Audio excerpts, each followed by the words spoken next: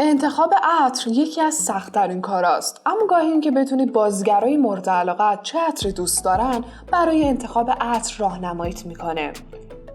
به خاطر همین اینجا لیستی از عطرهای مورد علاقه بازیگرای ترک رو براتون ردیف کردیم که ببینید و کیفش رو ببرید. پس همین الان روی دکمه عضویت کانال یوتیوبی لنز بزنید و این ویدیوی جذاب رو تا انتها ببینید. هانده ارچل، میسون فرانسیس کورکجان. همونطور که از اسم این عطر پیداست، یه عطر معرکه فرانسویه. این عطر مخلوطی از اسانس زعفران و یاس با پایه درخت نراد و سدره و بوی اصیلی داره. عطر میسون کورکجان عطر گرون قیمتیه اما ماندگاری بالایی داره. هانده به تازگی برای یه عطر از ویکتوریا سکرت به اسم وانیلا لیس تبلیغ کرده. این عطر هم یه عطر گرمه که با پایه وانیل ساخته شده.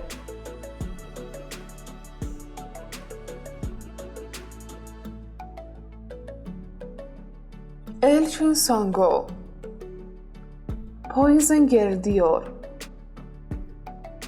الچین بی نهایت به عطر پویزن دیور علاقه داره. برند مشهور فرانسوی دیور با این شاهکارش یه عطر گرم زنونه ارائه داد تا با بوی وانیلش یه گرمای زنونه رو تداعی کنه. این عطر از ترکیب گل‌های شیرینی مثل رز و مرکباتی مثل پرتقال تلخ تشکیل شده و به محض بو کردنش آرامش وجودتون رو میگیره. الچین برای رها شدن از تنش‌های روحی از این عطر استفاده میکنه، چرا که به سرعت به اون آرامش میده.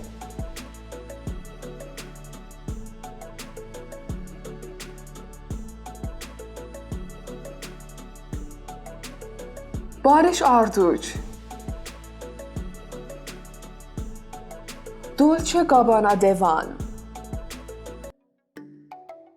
دولچه گابانا دوان اسم عطر مورد علاقه بارش آردوچه.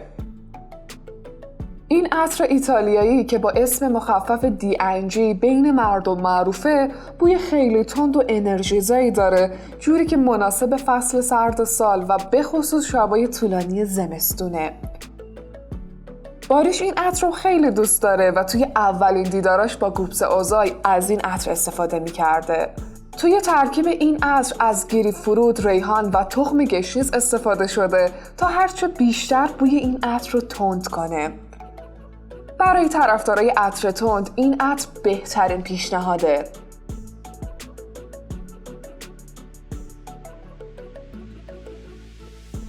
جیونچی، عطر جیونچی عطر فرانسویه که به اسم ژیوانشی هم شناخته شده. برن از این عطر زنانه استفاده میکنه چون اونو به خاطره ها میبره. بوی این عطر تداعی کننده شیرینی های زندگی برای برنه. این عطر رایحه خنکی داره و رنگ قرمز و صورتیش از رنگای مورد علاقه برنه که ملایم و کاملا زنونه است.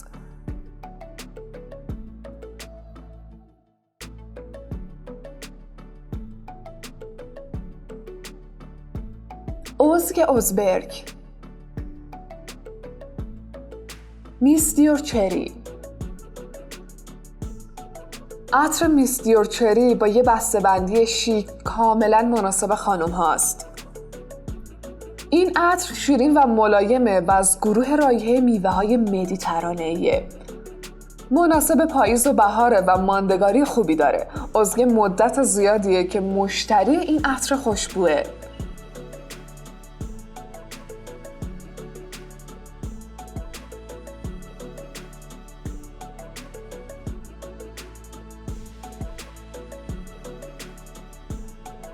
ادا اجه، چنل کوکونوی.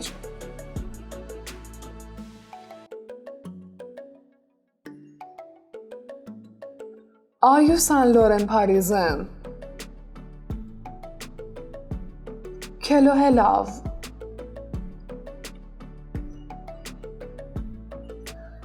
ادا اجه دوست داره که توی استفاده از عطر تنوع داشته باشه. برای استفاده از عطر جیونچی نیاز به ترکیب مناسب از گریپفروت، ریحان و تخم گشنیز اون از عطرای زیادی استفاده میکنه و مدتی مشتری شانل کوکونویر بوده.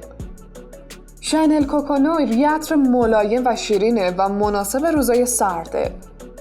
این عطر ماندگاری خوبی داره و یه عطر کاملا زنونه است.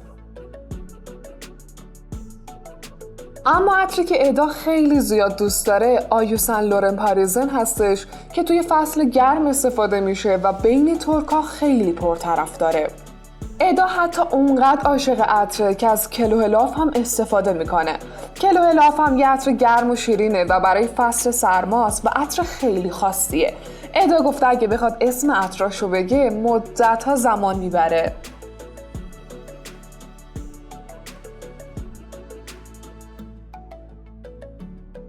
مورات بوز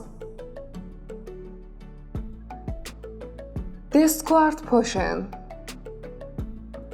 عطر دیسکوارت پوشن چیزیه که مورات بوز همیشه به عنوان یه عطر بی‌نظیر ازش یاد میکنه. این عطر تلخ و شیرینه و رایحه تندی داره و مناسب فصل سرد ساله. ماندگاری متوسطی داره و خیلی شکیله. مورات چند ساله که طرفدار این عطره. این عطر از پایه دارچین، گل رز و فلفل تشکیل شده و با آویشن، نعنا و گلپر تکمیل میشه.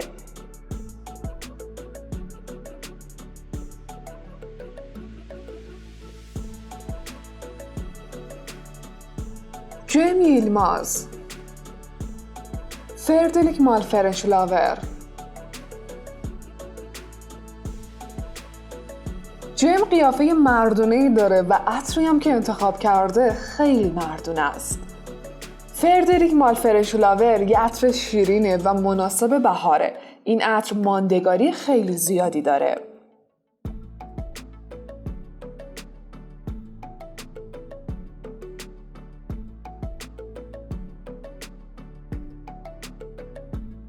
کنان ایمیرزالی اوغلو.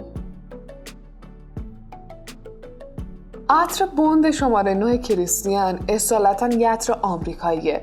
عطرهای کمپانی نامبر 9 عموماً اسپورت هستند و با شمایلی شیک و تنوع رایحه بین مردم جهان خیلی پرطرف دارن.